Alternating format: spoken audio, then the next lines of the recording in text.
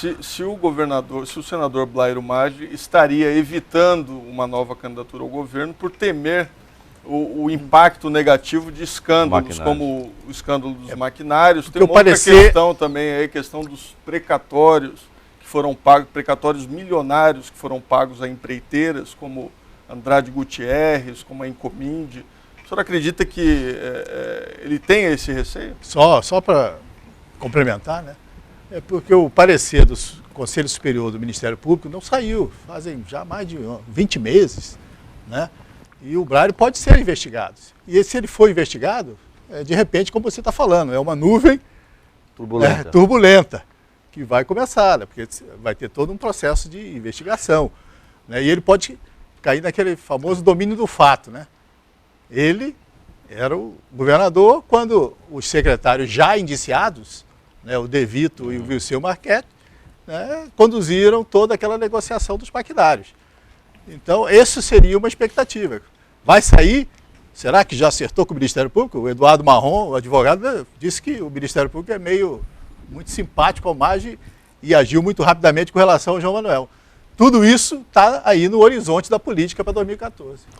Não, eu concordo, mas se formos nessa linha que o Ramon e o Enoque estão colocando, a recíproca também pode ser verdadeira, o inverso também pode ser considerado verdadeiro. Quem garante que não há esse movimento de espada de Damocles no pescoço do Blairo tentando intimidar a candidatura dele? Toda hora falou, vai ter isso contra o Blairo, vai ter aquilo contra o Blairo. As instituições têm que funcionar, independente do processo eleitoral. Eu acho que existe um medo muito grande da volta do Blairo. Eu acho que existe um receio muito grande. Um governador que transformou... Deputado? Pois é, eu queria saber. Um governador que transformou a história administrativa do estado de Mato Grosso. Foi um divisor de águas. Talvez aí, depois da era aí do interventor Júlio Miller, depois da era Fernando Corrêa da Costa e Pedro Ossian, certo? E depois da época estruturante do Dante, poucos governos fizeram tanto e realizaram tanto para transformar a economia do nosso estado como o Blairo Maggi. Então, eu acho e eu sinto que há aí um receio, que toda hora que aparece o nome do Blairo, vem aí, ó, vai acontecer isso com o Blairo, vai acontecer, que acontece logo, eu acho que tem que acontecer normal, deixa a coisa correr, não segura, leva adiante, até porque as nossas instituições ficam até nos dar a condição de dizer que as nossas instituições estão agindo até com 2 pesos e 2 medidas. Eu acho que está demorando muito mesmo. Por que não se avançou? Por que não houve uma celeridade?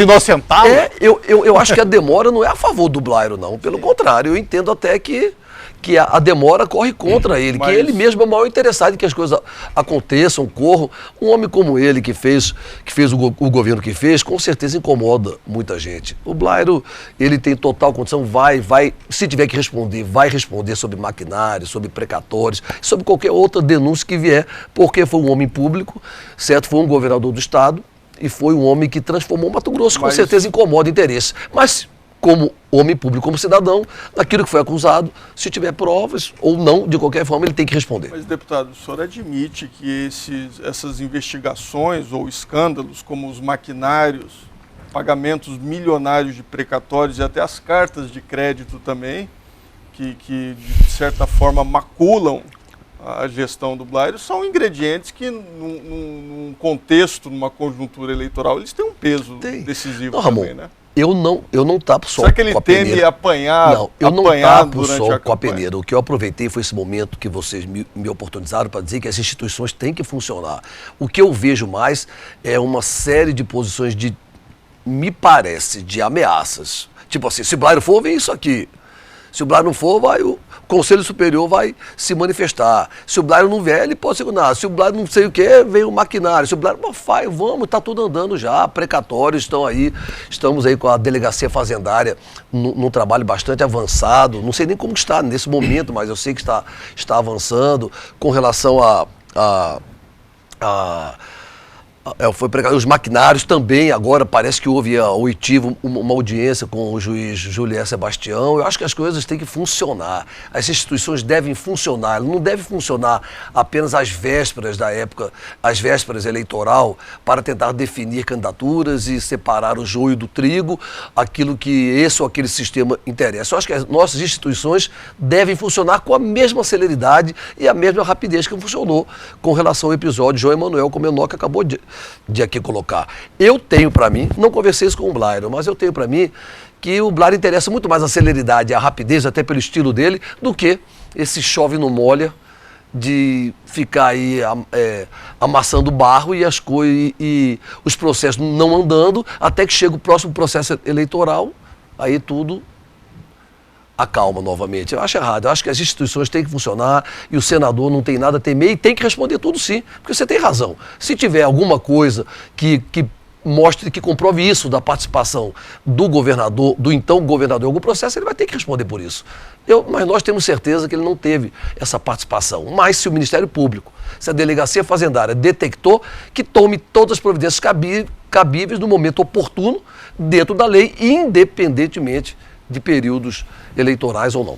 Deputado, pegando o gancho aí de justiça, de processo, de Ministério Público, enfim, o senhor tem um projeto de emenda constitucional, número 6/12, que prevê eleições diretas para presidente do Tribunal de Justiça. A nossa intenção é exatamente estabelecer uma democracia interna para o Poder Judiciário, que é um poder tão importante quanto os demais, que é um poder que dirige o processo eleitoral através dos tribunais regionais eleitorais e através do Tribunal Superior Eleitoral, que são as eleições, a maior manifestação democrática popular, e esse poder, que tem esta obrigação constitucional, carece de democracia interna. A eleição de um presidente do Tribunal de Justiça hoje é um pequeno grupo de desembargadores, parece que 10 ou 12, não passa disso, dos mais antigos, que escolhe por antiguidade o próximo presidente, que um ano antes ele já sabe que vai ser o próximo presidente. Não há aí nenhum comprometimento, nenhum debate com a sociedade, não há nenhum plano de governo em curso para o conhecimento, não há nenhum debate interno com o próprio poder, com os colegas magistrados. E o Poder Judiciário, a causa e a razão da existência dele é, como os demais poderes, trabalhar para o titular do poder, que é o cidadão. Tem algum ponto na Constituição que possa barrar essa PEC, tratando como inconstitucional? No meu entendimento, não. Eu respeito os que pensam em contrário, é entendimento, mas no meu entendimento não há nenhuma inconstitucionalidade. Eu primo pelo princípio da autonomia do Estado Federal. Tem uma fila, né? Uma fila, chega a vez do outro ser presidente, o desembargador cede, porque aquele é o mais antigo. Aquele é o mais antigo. Muitas das vezes esse desembargador não é vocacionado. Né? O cara vai lá, não sabe às vezes nem se expressar numa articulação. Não entende nada de gestão. Por exemplo, nós passamos aí a gestão do Rubens de Oliveira, foi capaz de dar uma grande coletiva. E todo o processo, quer dizer, não conversa com a imprensa, não conversa com a sociedade. O Perry já está mais ou menos diferente. Mas essa questão de diálogo pode vir e trazer até uma revolução, que é, de repente, um juiz, amanhã ou depois, vira a ser presidente do tribunal, né? Já que, eu acho até que se abrir tudo aí. É um caminho sem volta e deve se abrir. A democracia não é a mais perfeita, certo? Ela não é perfeita, mas não existe um sistema melhor do que o processo democrático, em que você chama as pessoas à discussão, que você chama o debate, que você chama a crítica. Você pega o Poder Executivo, todos os defeitos que tem, mas um chefe do Poder Executivo vai para o embate, vem com um programa de governo e debater com a população, com a sociedade como um todo, a sua proposta. E se dispõe ao voto direto, secreto e universal. O Poder Legislativo, da mesma forma, se envolve e vai para o voto universal, direto, secreto, apresenta suas propostas e o seu programa. O Poder Judiciário, ele se encastelou, ele se afastou da população. A população não se sente representada pelo Poder Judiciário e ele acaba, por exemplo, em Mato Grosso, administrando um orçamento de cerca de 600 milhões de reais por ano, sem dar uma única satisfação a ninguém. E de repente sacudido por escândalos, como foi o escândalo da maçonaria, né? De exatamente. De recursos e tal. Então, e havia ali uma espécie de cortina Ninguém conseguia saber o que acontecia dos bastidores. É necessário. Quase 1 bilhão por ano. De quase 1 bilhão. Não, e que o presidente do Tribunal de Justiça deve ter uma interlocução direta com a sociedade. E internamente também. Ele deve visitar todas as comarcas, assumir compromisso nas comarcas, abrir debate público com a sociedade, com a OAB. Esse entusiasmo que o senhor demonstra com a tese, ele tem repercutido dentro do Judiciário? Eu tenho o maior respeito pelo Poder Judiciário, pelo Tribunal de Justiça, tenho vários desembargadores amigos, vários juízes amigos, mas aqui não está em discussão a amizade ou a simpatia, certo? Eu respeito todos indistintamente. Aqui está uma posição institucional. Eu acho que o dirigente do Poder Judiciário tem que passar por um processo de eleição interna. A minha proposta era até mais abrangente. A minha proposta envolvia os servidores efetivos e os magistrados na inatividade. Mas entenderam para ficar só com todos os desembargadores, todo o pleno e todos os juízes de primeiro e segundo grau, que também já é um avanço muito grande. Existem outros estados que já... Nenhum. Mato Grosso vai estar na vanguarda desse processo. Mas em São Paulo a eleição já é direta entre os desembargadores. Entre todos os desembargadores. Ela é direta, certo? Mas entre os desembargadores, nada similar. Que entre os desembargadores é uma tradição. Aqui em Mato Grosso é mais fechado, porque é um grupo de dentro do pleno. São Paulo é entre os desembargadores. Mato Grosso vai sair à frente. É o primeiro estado da federação em que vai haver realmente a eleição direta entre todos os membros da magistratura, ou seja, desembargadores e juízes de primeiro e segundo graus. Vai ser muito bom para o fortalecimento do Poder Judiciário, para a proximidade dele com a população, para a proximidade entre os membros da magistratura, que o desembargador vai estar mais próximo do juiz de primeiro e segundo graus, vai estar mais próximo das comarcas.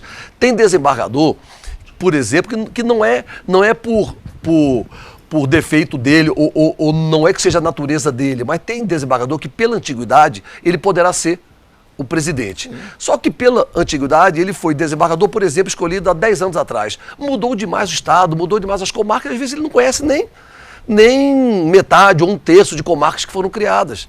Então, como que está a prestação de serviço jurisdicional na comarca do Araguaia, por exemplo, na comarca de Barra do Garças? Uma preocupação que pinta é a seguinte: de repente não vai começar a existir a entrada ali dos patrocinadores. Eu quero eleger determinado desembargador aqui, que ele tem uma tendência que me favorece, as grandes empresas interessadas, como é que... Mas, Enoque, se pensarmos isso, então tem que acabar com o processo democrático. Agora o processo democrático exige eleição.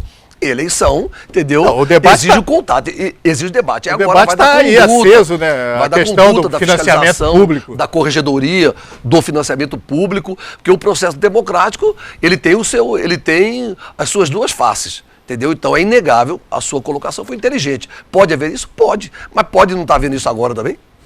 Que garante. Então é melhor que haja isso dentro de um processo aberto, democrático e transparente. E eu quero deixar claro que faço isso, inclusive, em respeito ao Poder Judiciário e aos seus membros, por quem eu tenho o maior respeito e consideração. Deputado, eu preciso fazer um intervalo, vou deixar uma pergunta aqui no ar. Existe na Assembleia o FAP, o famoso Fundo de Assistência Parlamentar. De aposentadoria parlamentar. É verdade que o senhor ainda recebe R$70 mil por mês? Não responde agora, não. Eu respondo daqui a pouco, depois do intervalo. Fica aí, daqui a pouco voltamos então com o deputado Emanuel Pinheiro. Até já.